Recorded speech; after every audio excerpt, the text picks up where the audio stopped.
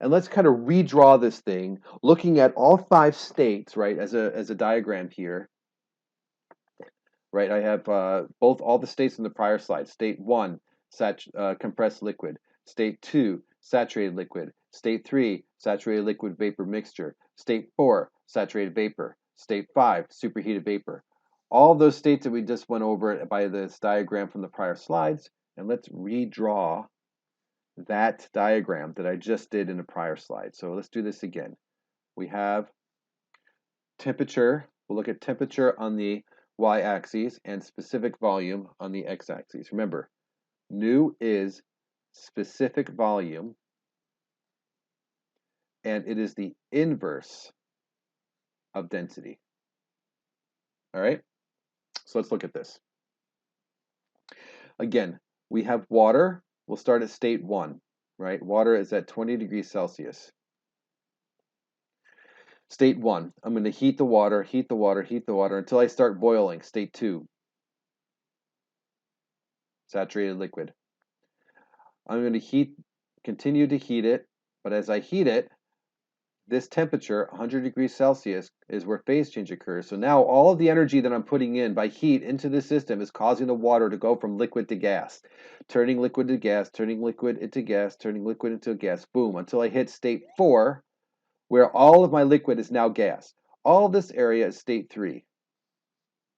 All the area of that flat line in between states 2 and 3, and in between states 2 and 4, this whole area is a saturated liquid vapor region where both liquid and gas are coexisting. On this side, I have more gas than liquid. On this side, I have more liquid than gas. Then as hit state 4, what happens at that point? As I add heat, the temperature is going to increase of the water vapor. So this is all at 1 atmosphere. Right? We talked about, well, what happens at other pressures? Well, the only thing that happens is that I get this saturation curve. This is called the saturation curve, where any phase on this at different temperatures would be the saturated liquid phase. So for example, let's call this 120 degrees, right? If you look up the boiling temperature of water at 2 atmospheres, you'll see that it's 120 degrees. So what happens? If I start at this phase, I'm going to increase the temperature of the water until I hit the boiling point of 120 degrees at state 2. Now I have phase change occurring as I continue to add heat, increasing the amount of gas, decreasing the amount of liquid till I hit state 4. It's all gas now. And then as I continue to increase the temperature of the gas, add heat, the temperature of the gas increases. This is all for 2 atmospheres. Right? So that is a saturation curve, guys. And this is something that we are going to use very often in this class. State 3 would be anything inside this region. All right. So let's move on to the next part. We're going to talk about the relationship between boiling temperature and pressure. Those are called saturation temperature and saturation pressure, right? It's a temperature at which a liquid starts boiling, and it depends on the temperature. Sorry, saturation temperature is the temperature at which a liquid starts boiling, and it is directly linked to pressure. Therefore, if pressure is fixed, so is the boiling temperature. And they are functions of each other. Saturation temperature and saturation pressure are not independent. So if I tell you you're at a saturated state, right? What does a saturated state mean? Saturated state equals boiling. Saturated equals boiling in this case, all right? So get that in your heads that saturation means phase changes occurring. So if I tell you that you're at a saturated state and I give you the temperature, automatically you can find the pressure because they are directly linked to each other. So saturation temperature, at a given pressure, it is the temperature at which a pure substance changes phase. The saturated pressure means at a given temperature, the pressure at which a pure substance changes phase. All right, I hope that makes sense. You can actually plot them, where, for example, this plot looks at on a y-axis, you have saturation pressure. On the x-axis, you have saturation temperature, and you can see how they are directly linked to each other. Again, saturation temperature, saturation pressure are not independent quantities, right? To find any state, you need, remember, for any state, you need two independent properties to define all the other properties. Well, if it's saturated, temperature and pressure are not independent, so you cannot take temperature and pressure together to define the saturation state. Sure, you can know you're at saturation, but knowing temperature and pressure is not enough to know how much liquid and how much gas you have. You just know it's a mixture of liquid and gas, but you don't know how much gas you have and how much liquid you have. You need something else in order to define that, right? You need something else to define where in this region you are. You can be anywhere between 2 and 4. You can be at 2, you can be at 4, or anywhere in the middle. Knowing the pressure and the temperature is not enough because the pressure and temperature, right, for example, 10 atmospheres and 180 degrees, you can lie anywhere in that curve. I don't know what specific point I'm at. Well, I need another property because temperature and pressure are not independent. I hope that makes sense. Okay, there are other phase change terminologies to kind of throw out there just to make sure we're all on the same page. One is latent heat. All right, so let's talk about that for a minute. What is latent heat? Latent heat is the amount of energy absorbed or released during the phase change process. And there's two types of latent heat. There's one called the latent heat of fusion. The latent heat of fusion is the amount of energy absorbed during melting. So when I melt something, right, it's absorbing heat and making it change from solid to liquid. So the amount of heat I need to make that happen is called the latent heat of fusion. It is also the equivalent of the amount of heat that's released when it goes from liquid to solid. Latent heat of vaporization is the same thing for phase change between liquid and gas. If I am changing from liquid to gas, I am absorbing energy into the system in order to turn it from liquid to gas. Latent heat of vaporization is the amount of heat that needs to be absorbed in order to make that happen. And then I lose the same amount of heat during condensation from gas back to liquid. It releases heat. That is also the latent heat of vaporization, and they're equal and opposite to each other. All right. I think we'll continue on this graph right here. You can look at a TV diagram. So this is what I was talking about earlier. When I look at the TV diagram, is temperature on the y-axis and specific volume on the x-axis, right? This is back in regards to the same diagram we were just looking at back here. This is called a TV or T nu diagram with a saturation curve, right? That's basically plotting the phase change during its process. Right? We talked about the fact that this saturation curve, both on the liquid side, the saturated liquid line and the saturated vapor line, are traced based on all the saturated liquid states that occur at different pressures, right? So if I go ahead and I trace, there's one saturated liquid state, there's another one, there's another one, there's another one, up until I get to this critical point, which I'll talk about later. And then the saturated vapor line is connecting all the saturated vapor states at different pressures for that substance. That makes a saturation curve.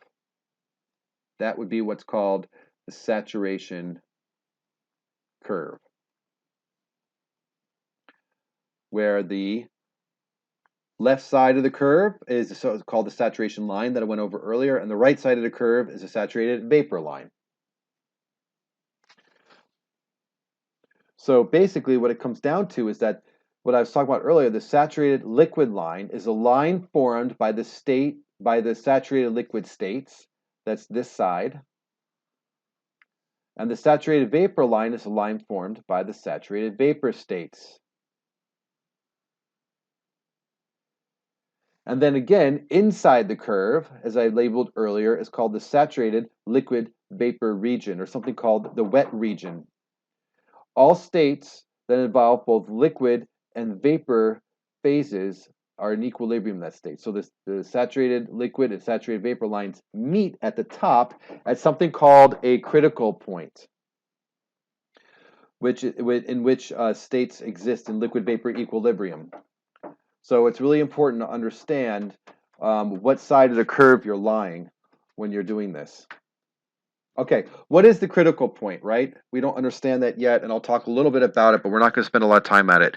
The critical point is a point at which the saturated liquid and saturated vapor states are identical, right? It's something that's important to understand. A critical temperature and a critical pressure here. So the properties of this state are referred to as critical point properties. It's nothing that we're really going to cover in detail, but if you if you will, it's basically a point at which the saturated liquid and saturated vapor states are identical. It's kind of something we're really not going to launch into in this class, but it's something to understand that it's a property that exists for different materials that we're going to use at a later time.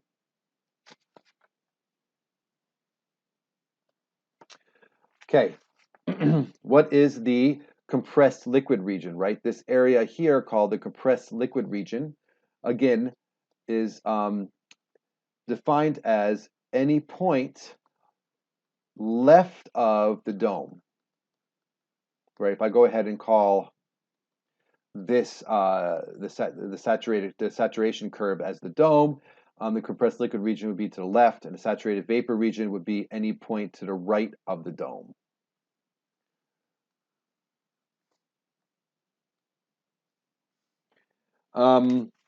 There's not only there's other ways to draw saturation curves or saturation plots.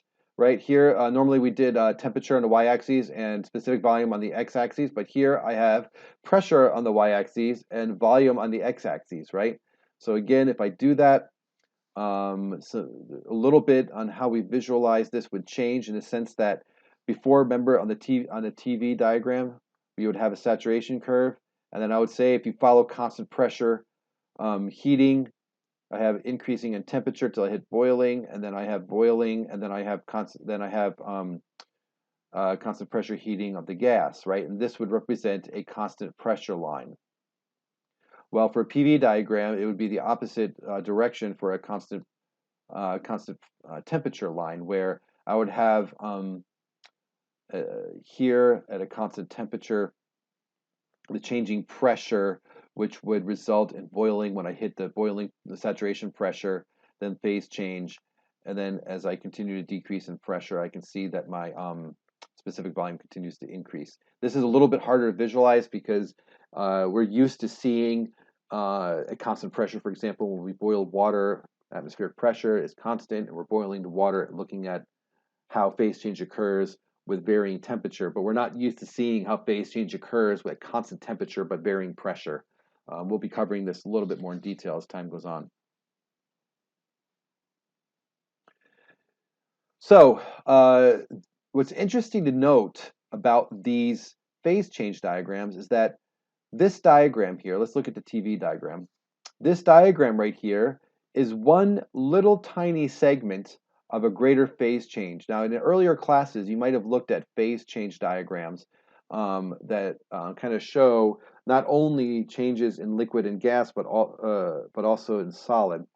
So if you think about this, this is like if I were to look at 3 dimensions, temperature, volume, and let's say pressure goes into the page, right? How would that change? How would this portion of this graph compare to looking at the greater phase change across pressure as well as into solid, right?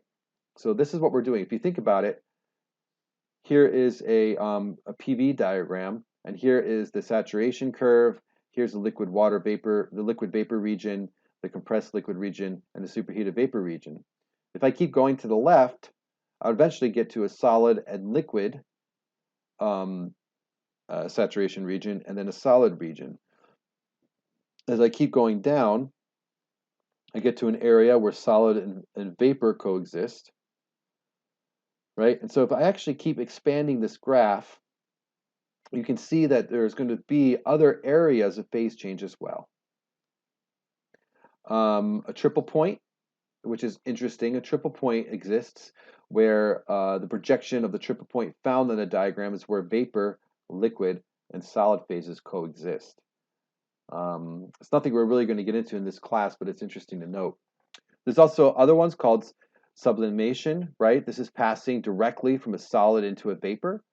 It was interesting. How does a solid go from a vapor? we have some examples in real life. I don't know if you guys ever used dry ice before. Dry ice is frozen carbon dioxide. I think I've been on a few camping trips where we've actually had a cooler and put dry ice in there, where when the ice sublimes, it turns from solid to vapor. So you open it up and it just has carbon dioxide in there. There's no water. Like we're used to putting ice into a cooler and opening it up, and there's cold water in there after a while when the ice melts. Well, when frozen carbon dioxide, it doesn't melt; it sublimes into a gas. So as we continue to expand the phase diagram, you're going to see a triple point, you're going to see a melting line, you're going to see a sublimation line, you're going to see a vaporization line, and a critical point that basically expands the graph to look something like this. It's really interesting. This is a 3D plot with pressure on the y-axis, volume on an x-axis, and temperature on the z-axis. And you can see this is the saturation point, right? This area right here that I just am filling in, that is the saturated liquid vapor region that we were just looking at. That little tiny area is what we were just looking at our diagrams, whether it's a temperature versus volume, right? So we project that down to this plane, or a pressure versus volume where we project that onto that plane. But that's just one small area of a greater phase change. So it's pretty interesting. Although we're not going to cover this in a greater, in general, looking at this in terms of all these different phases. But I just thought it'd be interesting to note. Now, coming back to what we're dealing with, right? So again, this is temperature on the y-axis, volume on the x-axis, and here is our saturation curve, right? Compressed liquid region, saturated vapor line, or saturated liquid line, saturated liquid vapor region, saturated vapor line, and superheated vapor region. All that together, we can plot temperature versus specific volume, but if you think about it, you can actually plot almost any property. You can plot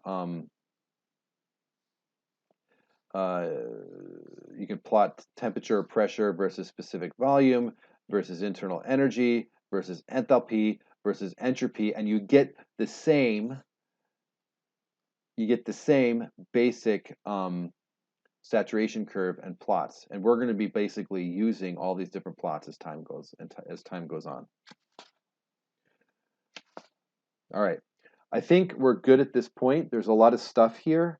I would encourage you to go back and rewind and look at some of these areas of these videos. Again, the main point that I want you to get from this video lecture is an understanding of the phase change processes and the phase change diagrams that we're going to be using, namely temperature versus specific volume and pressure versus specific volume, and how that relates to the phase change, the saturation curve, and the 5 different regions: compressed liquid, saturated liquid vapor mixture, saturated vapor, and superheated vapor. Okay, thank you. I'm going to end this video lecture at this point.